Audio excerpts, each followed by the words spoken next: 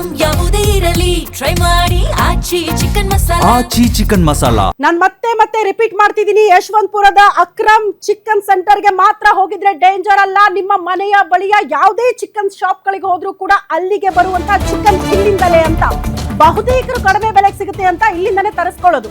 ಸತ್ತ ಕೋಳಿ, ಕೊಳೆತ ಕೋಳಿಗಳು ಕಡಿಮೆ ಬೆಲೆಗೆ ಸೇಲ್ ಮತ್ತು ಸಪ್ಲೈ ಆಗ್ತಾ ಇದೆ.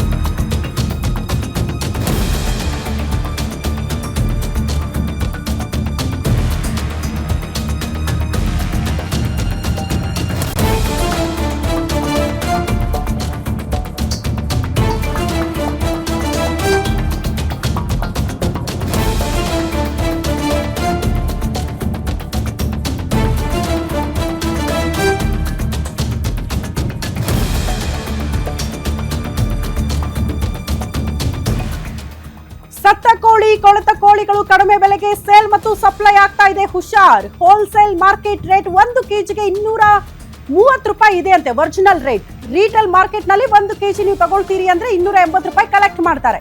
ಹಿಂಗಿರುವಾಗ ಕೇವಲ 30 ರೂಪಾಯಿ, 40 ರೂಪಾಯಿ, 50 ರೂಪಾಯಿಗೆ 1 ಕೆಜಿ ಚಿಕನ್ ಸಿಗುತ್ತೆ ಅಂದ್ರೆ ನೀವೇ ಯೋಚನೆ ಮಾಡಿ. ಚಿಕನ್ ಪ್ರಿಯರೇ, ನೀವು ತಿನ್ನೋ ಕ್ವಾಲಿಟಿ ಚಿಕನ್ ಸೇಫ್ ಆಗಿದೆಯಾ? ಆಹಾರ ಇಲಾಖೆ ಅಧಿಕಾರಿಗಳೇ ಚಿಕನ್ ಟೆಸ್ಟ್ ಮಾಡಬೇಕು, ಆಗಾಗ ತಪಾಸಣೆಗಳಾಗಬೇಕು. ಏನ್ ಮಾಡ್ತಿದ್ದಾರೆ ಅಧಿಕಾರಿಗಳು ಅನ್ನೋದು ಪ್ರಶ್ನೆ ಇದೆ. ಹೋಲ್ಸೇಲ್ ಮಾರ್ಕೆಟಿಗೆ ಹೋಗಿ ನೀವು ಚಿಕನ್ ತಗೊಳ್ತೀರಿ ಅಂದ್ರೂ ಕೂಡ ನೀವು ಮಿನಿಮಮ್ ಕೊಡಬೇಕಾಗಿರೋ ದುಡ್ಡು ಎಷ್ಟು ಹೇಳಿ? 250 ರೂಪಾಯಿಂದ 280 ರೂಪಾಯಿ.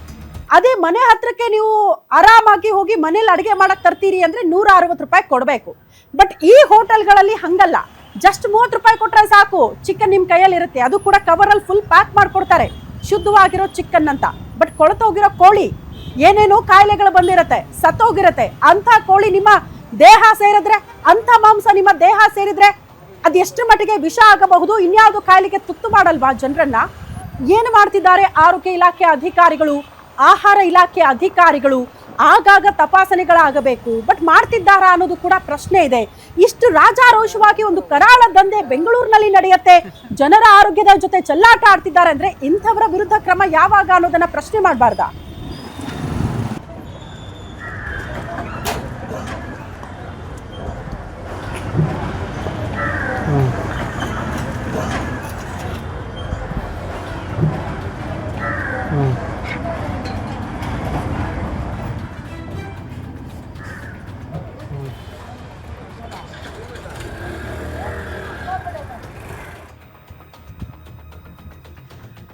ಈಗ ಒಂದು ಬಹಳ ಆತಂಕಕಾರಿ ವಿಚಾರ ಏನಪ್ಪಾ ಅಂದ್ರೆ, ನಮ್ ರಿಪೋರ್ಟರ್ ಈಗ ತಾನೇ ಮಾಹಿತಿ ಕೊಡ್ತಾ ಇದ್ರಂತೆ, 30 ರೂಪಾಯಿ, 40 ರೂಪಾಯಿ, 50 ರೂಪಾಯಿ ಚಿಕನ್ ಕೊಡ್ತಾರೆ ಅಂದ್ರೆ ಅದು ಕೋಳಿ ಚಿಕನ್ನ ಅಥವಾ ಸತ್ತೋಗಿರೋ ಕೋಳಿ, ಬೇರೆ ಬೇರೆ ಕಾಯಿಲೆಯಿಂದ ಸತ್ತೋಗಿರೋ ಕೋಳಿ ಅಂತ ಹೇಳ್ತಾ ಇದೀವಲ್ಲ, ನಿಜಕ್ಕೂ ಕೋಳಿ ಮಾಂಸನೇ ಕೊಡ್ತಿದಾರ ಅನ್ನೋದ್ರ ಬಗ್ಗೆನೂ ಕೂಡ ಕ್ಲಾರಿಟಿ ಇಲ್ವಂತೆ.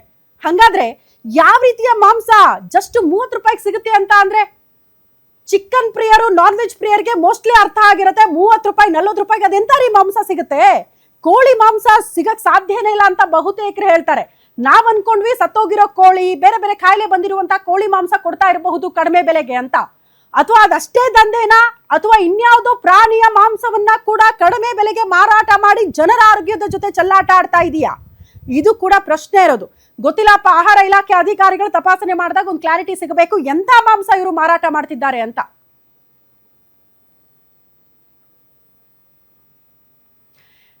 ಈ ಬಗ್ಗೆ ಮತ್ತಷ್ಟು ಡೀಟೇಲ್ಸ್ ಅನ್ನ ಕೊಡ್ತಾ ಹೋಗ್ತಾರೆ ನಮ್ಮ ಪ್ರತಿನಿಧಿ ಗಿರೀಶ್. ನೇರ ಸಂಪರ್ಕದಲ್ಲಿ ಜಾಯಿನ್ ಆಗ್ತಿದ್ದಾರೆ. ಗಿರೀಶ್, ಐ ಥಿಂಕ್ ಇದಕ್ಕಿಂತ ಸುದ್ದಿ ಮತ್ತೊಂದಿಲ್ಲ ಅಂತ ಅನ್ಸುತ್ತೆ. ಕಾರಣ, ನಾವೆಲ್ಲ ಪತ್ರಿಕೋದ್ಯಮದಲ್ಲಿ ಪತ್ರಕರ್ತರಾಗಿ ಕೆಲಸ ಮಾಡ್ತಿದ್ದೀವಿ ಅಂದ್ರೆ ಪ್ರಾಮಾಣಿಕವಾಗಿ ಜನರ ಆರೋಗ್ಯದ ದೃಷ್ಟಿಯಿಂದ ಇಂಥ ಸುದ್ದಿಗಳು ಬಹಳ ಇಂಪಾರ್ಟೆಂಟ್ ಆಗುತ್ತೆ, ಜನರನ್ನ ಅಲರ್ಟ್ ಮಾಡೋ ನಿಟ್ಟಿನಲ್ಲಿ. ನೀವು ಹೋದಾಗ ಹೆಂಗಿತ್ತು ವ್ಯವಸ್ಥೆ, ಯಾವ ರೀತಿ ನಡೀತಾ ಇತ್ತು ಈ ಗರಾಳ ದಂಧೆ, ಎಕ್ಸ್ಪ್ಲೇನ್ ಮಾಡ್ತಾ ಹೋಗೋದಾದ್ರೆ.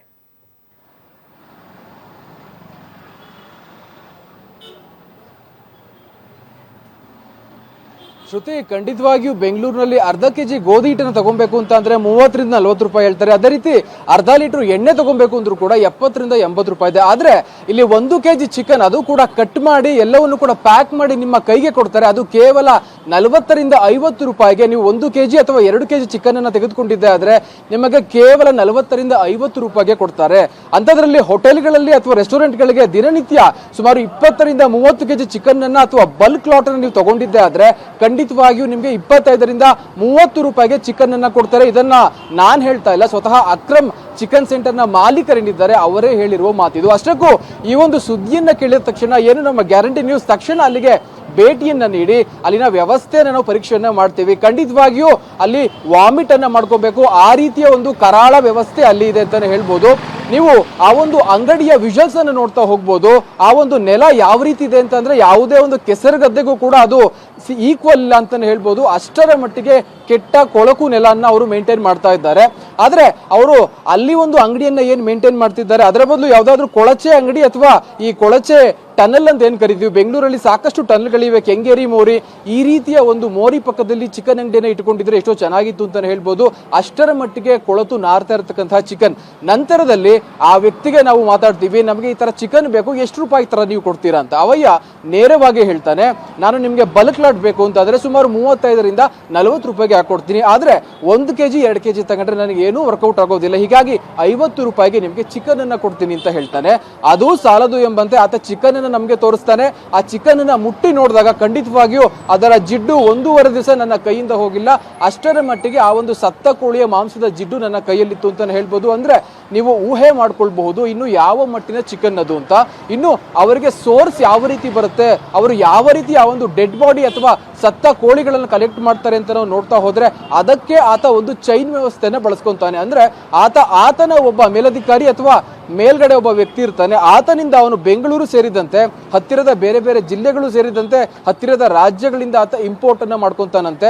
ಅದು ಕೂಡ ಅಲ್ಲಿ ರೆಕ್ಕೆ ಆಗಿರ್ಬೋದು, ಅದರ ಚರ್ಮವನ್ನ ಸುಲಿದು ಏನು ಈ ಒಂದು ಕಾಟನ್ ಬಾಕ್ಸ್ ಆಗಿರ್ಬೋದು ಅಥವಾ ಥರ್ಮೋಕೋಲ್ ಬಾಕ್ಸ್ ಅಲ್ಲಿ ಈತನ ಅಂಗಡಿಗೆ ಚಿಕನ್ ಬಂದು ಸೇರುತ್ತೆ. ಆತನೇ ಹೇಳೋ ಪ್ರಕಾರ ಒಂದು ದಿವಸಕ್ಕೆ ಸುಮಾರು 100ರಿಂದ 400 ಕೆಜಿ ಚಿಕನ್ ಅನ್ನ ಆತ ಸುಮಾರು ರೆಸ್ಟೋರೆಂಟ್ ಗಳಿಗೆ ಸಪ್ಲೈನ ಮಾಡ್ತಾನೆ. ಇನ್ನು ಮಿಕ್ಕಿದಂತಹ ಚಿಕನ್ ಏನಿದೆ ಅದು ಈ ಮದ್ಯಪಾನ ಅಂಗಡಿಯ ಪಕ್ಕದಲ್ಲಿ ಇರ್ತಕ್ಕಂಥ ಚಿಕ್ಕ ಪುಟ್ಟ ಕಬಾಬ್ ಸ್ಟಾಲ್ ಆಗಿರ್ಬೋದು, ಅದೇ ರೀತಿ ಬಿರಿಯಾನಿ ಹೋಟೆಲ್ಗಳು, ಅದರಲ್ಲೂ ಕೂಡ ಎಸ್ಪೆಷಲಿ ಬೈ 1 get 1 ಬಿರಿಯಾನಿ ಅಂತ ಎಲ್ಲರೂ ಕೂಡ ಬಾಯನ್ನ ಚಪ್ಪರಿಸ್ಕೊಂಡು ತಿಂತಾರಲ್ಲ, ಆ ಹೋಟೆಲ್ಗಳಿಗೆ ಇಲ್ಲಿಂದಾನೆ ಚಿಕನ್ ಹೋಗುತ್ತೆ. ಇದನ್ನ ನೀವು ನಂಬಲೇಬೇಕು. ಗಿರೀಶ್, ನನಗೊಂದು ಡೌಟು, ಜನಸಾಮಾನ್ಯರಿಗೆ ಇದ್ರ ಬಗ್ಗೆ ಮಾಹಿತಿ ಇರಲ್ಲ. ಪಾಪ ಮನೆ ಹತ್ರ ಕಡಿಮೆ ಬೆಲೆಗೆ ಚಿಕನ್ ಸಿಗುತ್ತೆ ಅಂತ ತಗೊಂಡ್ ಬರ್ತಾರೆ. ಆದ್ರೆ ಮನೆ ಹತ್ರ ಇರುವಂತಹ ಚಿಕನ್ ಸೆಂಟರ್ ಗಳಿಗೆ ಈ ಅಕ್ರಮ್ ಚಿಕನ್ ಸೆಂಟರ್ ಇಂದ ಸಪ್ಲೈ ಆಗುತ್ತಲ್ಲ, ಅಟ್ಲೀಸ್ಟ್ ಆ ಶಾಪ್ನವ್ರಿಗಾರು ಗೊತ್ತಾ ಕಡಿಮೆ ಬೆಲೆಗೆ ಯಾವ್ದಾದ್ರು ಕೊಳತೆ ಚಿಕನ್ ಕೊಡ್ತಿದ್ದಾರೆ, ಇದು ಸೇಫ್ ಅಲ್ಲ ಅನ್ನೋದು ಅಟ್ಲೀಸ್ಟ್ ಆ ಚಿಕನ್ ಸೆಂಟರ್ನವ್ರಿಗಾದ್ರೂ ಗೊತ್ತಾ? ಗೊತ್ತಿದ್ದು ಕೂಡ ತಪ್ಪು ಮಾಡಿದ್ರೆ ಅವರೆಲ್ಲರ ವಿರುದ್ಧ ಕೂಡ ಕ್ರಮ ಆಗಬೇಕು ಅಂತ ಅನ್ಸುತ್ತೆ. ಇನ್ಫ್ಯಾಕ್ಟ್ ಆಹಾರ ಇಲಾಖೆ ಅಧಿಕಾರಿಗಳು ಆಗಾಗ ತಪಾಸಣೆ ಮಾಡ್ಬೇಕಲ್ಲ ಕ್ವಾಲಿಟಿ ಬಗ್ಗೆ, ಅದು ಆ ಪ್ರಕ್ರಿಯೆಗಳು ಆಗಲ್ವಾ ಅಂತ.